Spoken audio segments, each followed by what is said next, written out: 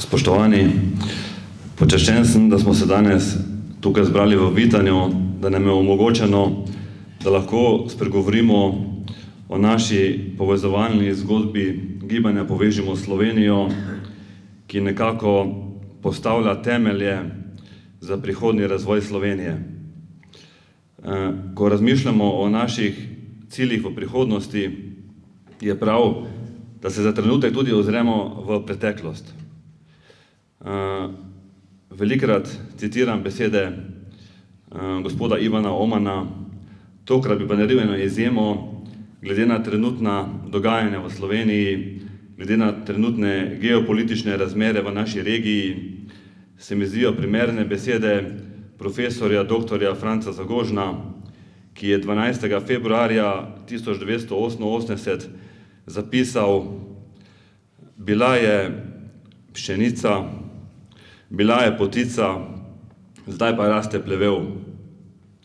Za temi besedami je profesor Zagožen napovedal v februarju 1988 ustanovitev Slovenske kmečke zveze, prve demokratične stranke, ki je poskrbela, da imamo danes sploh svojo državo, ki je poskrbela, da so se vsi procesi demokratizacije odvili tako, da je ravno Slovenska kmečka zveza poskrbela v Demosovi vladi na ključno povezovalno vlogo. Kot predsednik Slovenske kmečke zveze pri Slovenski ljudski stranki in kot podpredsednik glavnega odbora Slovenske ljudske stranke podpiram gibanje Povežimo Slovenijo in sem ponosen, da sem v tej zgodbi že skoraj zadnji 2 leti, ko je začela nastajati, in ob tem se moramo zavedati tudi številnih potencialov, ki jih ima Slovenija.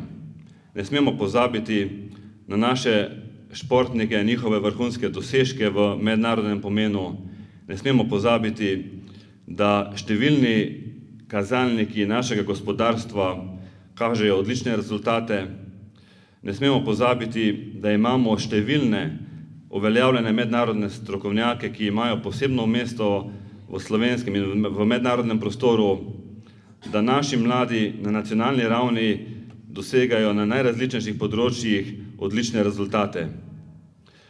In ne smemo pozabiti tudi to, da smo v preteklem letu, ko se je zaključevalo leto, tudi v kmetijstvu dosegli pomemben rezultat, ki je nekako, lahko rečemo, zgodovinski, ko smo v strateškem načrtu 2023-2027 ravno zaradi Slovenske kmečke zveze, ki je najmočnejša svetniška skupina v Kmetijsko-gozdarski zbornici Slovenije, dosegli poenotenje med vsemi svetniškimi skupinami in smo za slovensko kmetijstvo dosegli dodatnih 310 milijonov za prihodnji razvoj, celotne verige slovenskega kmetijstva. In tudi ob tem odločanju so nekatere svetniške skupine vprašale, predvsem to je bilo pomembno, kdo je to predlagal, ne to, kaj bo to prineslo za slovensko kmetijstvo.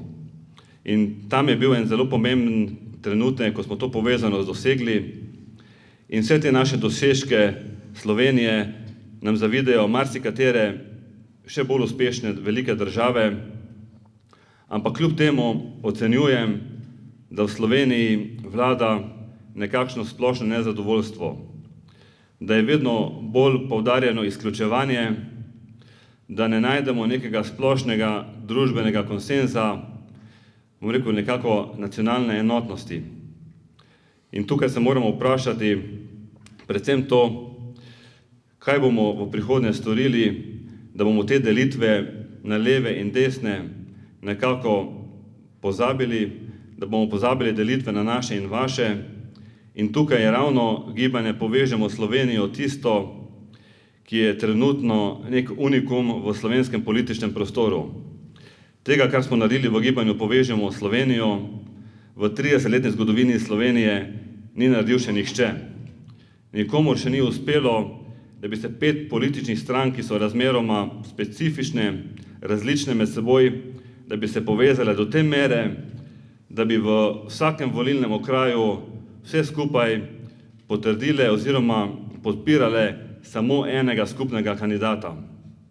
Takšno poenotenje Jaz verjamem, da bo nekoč tudi zgodovina o tem pisala in ko govorimo o tej povezovalni zgodbi, so trenutno v tem predvolilnem boju zelo aktualna vprašanja, s kom se bomo pa povezali v tistih zadnjih dneh pred volitvami, s kom se bomo povezovali v parlamentu in vladi po volitvah in tukaj v Gibanju Povežemo Slovenijo lahko na glas povemo, da z vsemi konkurenčnimi listami, ki dejansko v prvi vrsti odgovorijo na vprašanja, kaj je dobrega za ljudi, kaj je dobrega za kmetijstvo in gospodarstvo in kaj je dobrega za naravo. Mi moramo vedeti, da to je vse na predpostavki trenutno odličnih rezultatov, ki sem jih predhodno naštel, in vse na predpostavki, da bomo naredili en poseben preboj, da bomo poskrbeli, da bodo vse strukture v državi, ki morajo delovati, delovale skladno. In trenutno je najbolj aktualna tema samooskrba.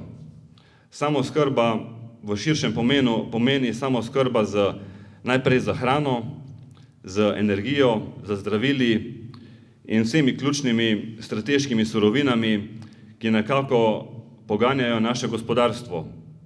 In če se najbolj dotaknem teme samooskrbe za hrano, moramo pri vseh naših ciljih, ki jih načrtujemo, zelo pazljivo in zelo razumeti dejstva, da je trenutno povpraševanje po hrani aktualno, kot je strategija do leta 2050, da se bo povpraševanje po hrani povečalo za 40%, da je trenutno trpi zaradi lakote 60 milijonov prebivalcev v 43 državah, da smo v letu 2000 imeli svetovne zaloge hrane za 107 dni, leta 2010 za 74 dni in konec lanskega leta za 57 dni.